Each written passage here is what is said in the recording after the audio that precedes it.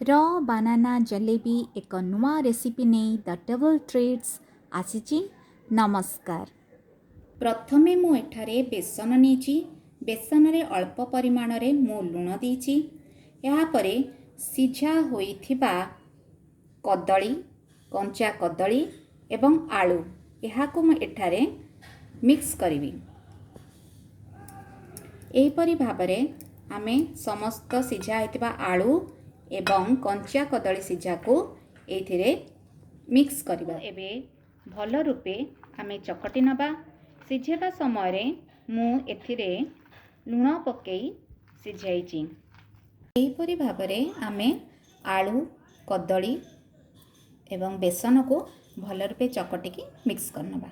एबे एथिरे मु गोटे टीस्पून धनिया पाउडर दोछि, गोटे टीस्पून जीरा, लंका, कसूरी मेथी और दालचीनी गुंडर पाउडर मुठारे दोछि। आवश्यक हिसाब रे जदि दरकार हुए ताहले जदि आपन को लंका अधिका दरकार हुए ताहले आपण एथिरे गोटे चमच लंका यूज करी पारिबे। तापरे एहाको एथिरे भल रूपे मिक्स करनेबे। एमती गोटे घरे थिबा जरीटे मु नहीं जाइछि। सेई जरी भितरे एई जो चकटा अछि, चकटा आमे जो प्रस्तुत करी रखीचे एई चकटाटी को आमे जरी भितरे दबा। देखंतु एमती जरी भितरे आमे दबा। जरीटी को आमे एमती फोल्ड करनबा। फोल्ड करी टाइट रे धरिबा। सीजर साहाय्य रे गोटे साइड रु अल्प टिके काटी नबा। एबे आमे जिलापी आकार रे एटी को छानिबा।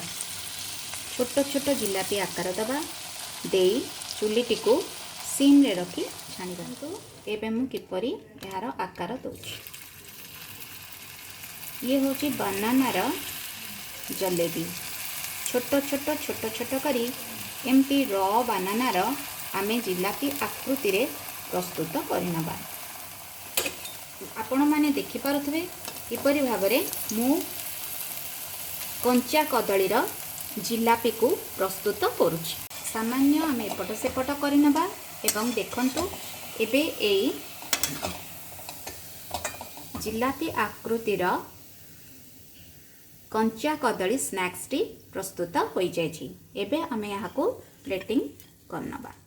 मोर एही रेसिपीटी जदि आपण मानकु भल लागिला ताहले निश्चित भाबरे लाइक करिवे, फ्रेंड्स और रिलेटिव्स का सहित शेयर करिवे।